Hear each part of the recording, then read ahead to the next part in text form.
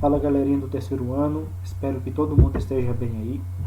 Nesse vídeo a gente vai estar fazendo a correção das atividades das semanas 2 e 3 do PET 5. A semana 2 com o tema O Estado de Bem-Estar Social no Brasil e a semana 3 com o tema A Construção dos Direitos Civis, Políticos e Sociais no Brasil. Esse vídeo a gente vai estar fazendo a correção dessas duas semanas porque na última semana foi semana do saco cheio e a gente não teve aulas. Então, para recuperar o tempo que a gente perdeu, a gente lança duas correções em um vídeo só. Só que para viabilizar isso, esse vídeo vai ser um pouco mais compacto. A gente não vai fazer a leitura dos textos que o PET traz, né? Os textos sugeridos e nem os textos do conteúdo do PET, fazendo somente a correção estrita das atividades do PET, tá bom? Então vamos começar aqui. Inicialmente, a semana 2 do PET 5 vai trazer essa conceituação aqui do estado de bem-estar social e vai trazer esse texto aqui complementar para um melhor aprofundamento do tema. Para vocês poderem fazer a leitura dessas partes, vocês podem pausar o vídeo ou fazer a leitura no próprio PET ou fazer a leitura do formulário, tá bom? Aqui ele vai trazer mais um link, né, para complementar o assunto do site Brasil Escola sobre os serviços garantidos pelo Estado no bem-estar social. Depois o PET vai trazer esse texto, o bem-estar social no Brasil. Então vem aqui a primeira questão do PET, tá bom? O que foi o estado de bem-estar social? O que nós podemos responder de acordo com o texto? Para recuperar da crise, os governos adotaram um estado de bem-estar social, onde ele promove, organiza e regulamenta a sociedade e a economia, por meio de investimentos públicos. Como exemplos de governos intervencionistas, temos o governo de Vargas no Brasil e de Roosevelt nos Estados Unidos, que precisaram recuperar a economia de seus países, impulsionados pelas revoltas populares e pelos movimentos operários. Agora aqui a questão 2. Qual era a finalidade do estado de bem-estar social? O que nós podemos responder aqui? Esse modelo político-administrativo foi criado como uma forma de se recuperar as economias nacionais em um contexto onde os modelos econômicos liberais e socialistas começam a ser questionados por intelectuais e políticos.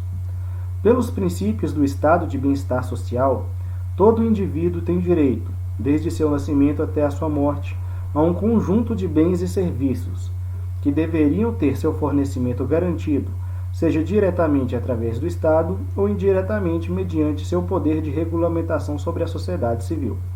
São as chamadas prestações positivas ou direitos de segunda geração, em que se inclui a gratuidade e universalidade do acesso à educação, à assistência médica, ao auxílio ao desempregado, à aposentadoria, bem como a proteção maternal, a infantil e a senil. Então aqui vem a questão 3. O que defendia o neoliberalismo? O que nós podemos responder aqui? O neoliberalismo econômico teve lugar a partir da década de 70. Substituiu as medidas do modelo keynesiano, apoiando os princípios capitalistas. Com o objetivo de estimular o desenvolvimento econômico, a ênfase principal é a não interferência do Estado na economia.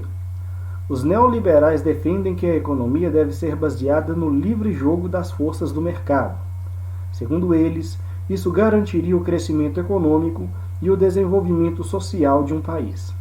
As características do neoliberalismo são privatização de empresas estatais, livre circulação de capitais internacionais, abertura econômica para a entrada de empresas multinacionais, adoção de medidas contra o protecionismo econômico, redução de impostos e tributos cobrados indiscriminadamente.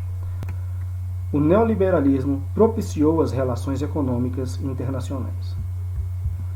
E aqui a questão 4. O que os neoliberais promoveram? A gente aqui vai fazer uma resposta geral, né, sobre a atuação dos neoliberalistas, do movimento neoliberal aqui no Brasil, né, um apanhado assim, superficial e um pouco sobre o que o texto traz para a gente, tá bom? O que os neoliberais promoveram? podemos responder. No Brasil, o liberalismo foi adotado nos governos do presidente Fernando Henrique Cardoso, de 1995 a 1998 e de 1999 a 2002. Nessa época, foram implantadas reformas consideradas essenciais para modernizar o país e garantir a estabilidade econômica. O neoliberalismo ganhou ampla aceitação nas décadas de 1980 e 1990, principalmente após o fim do socialismo no leste europeu.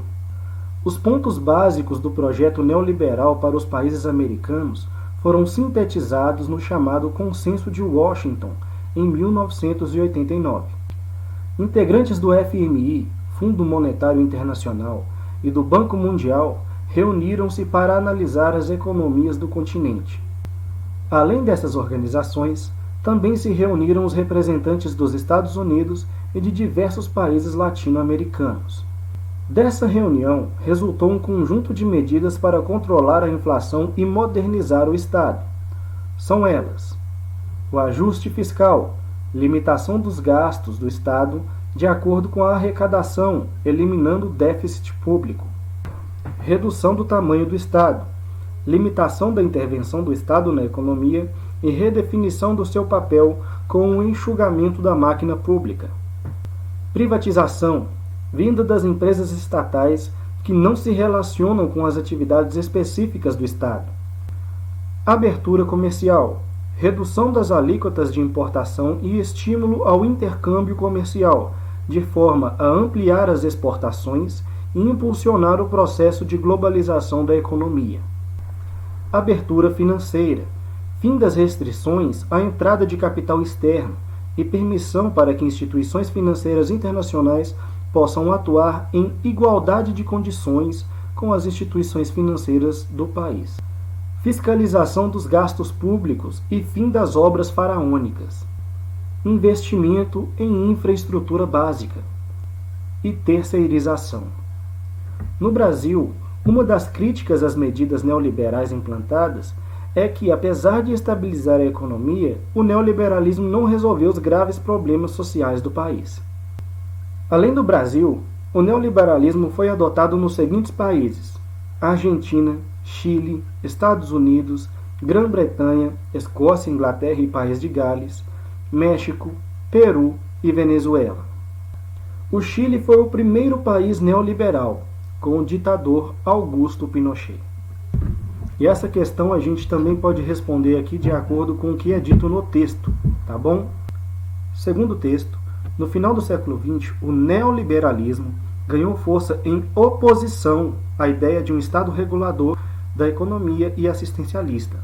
Eles defendiam a ideia da redução da ação do Estado, ou seja, menos políticas públicas para os cidadãos, a ampliação da livre iniciativa privada e do livre mercado, interferindo nos últimos governos do Brasil, que passaram a privatizar as estatais, a controlar os gastos públicos para com a população e desregulamentar a economia, liberando as altas taxas de juros, o que levou ao endividamento das famílias. Essas ações neoliberais promoveram perdas sociais trabalhistas, aumentaram o desemprego, a concentração de renda nas mãos do sistema financeiro e concretizaram no mundo o declínio da política de bem-estar social. Ok, turma? Agora vamos iniciar a correção das atividades da semana 3 do PET 5, a construção dos direitos civis, políticos e sociais no Brasil. Inicialmente, o PET vai trazer a conceituação de racismo, xenofobia, discriminação e preconceito. E também vai trazer aqui esses 3 links aqui para materiais de apoio, tá bom? Texto Racismo e Desigualdade Social do site Brasil Escola e o vídeo Democracia Racial do canal Brasil Escola no YouTube, tá bom? Também vai trazer aqui esse texto: a desigualdade é um dos maiores problemas enfrentados pelos países pobres do mundo, com o link aqui, ó, Desigualdade Social do site Brasil Escola. Depois o PET ele também vai trazer esse texto, a desigualdade na construção da história brasileira, tá bom? Que vai ser usado como base para a resolução das atividades. Aqui a continuação do texto. Vocês podem ver fazer a leitura desse texto, dando pause aqui no vídeo, ou então pelo PET ou pelo formulário. E aqui vem a primeira atividade do PET. Explique como a desigualdade social afeta a população brasileira nos dias atuais. O que a gente pode estar respondendo aqui? A desigualdade social sempre foi uma marca no Brasil e ainda é presente na atualidade globalizada. Sobre isso, o texto afirma: a globalização nas últimas décadas promoveu fortes interligações econômicas e culturais e trouxe consequências, como o aumento das desigualdades e crises econômicas. A riqueza está concentrada nas mãos de pequenos grupos, cada vez menores e mais ricos, e que multiplicam o capital, na maior parte, sem estabelecer relações de emprego no mundo do trabalho produtivo. Essa situação traz polarizações sociais, culturais, conflitos, perseguições políticas e religiosas, guerras, xenofobia, racismo e a intensificação de crises políticas, econômicas e sociais. Agora aqui a questão 2. De acordo com o texto, quais são as causas da desigualdade social no Brasil? O que a gente pode estar respondendo aqui?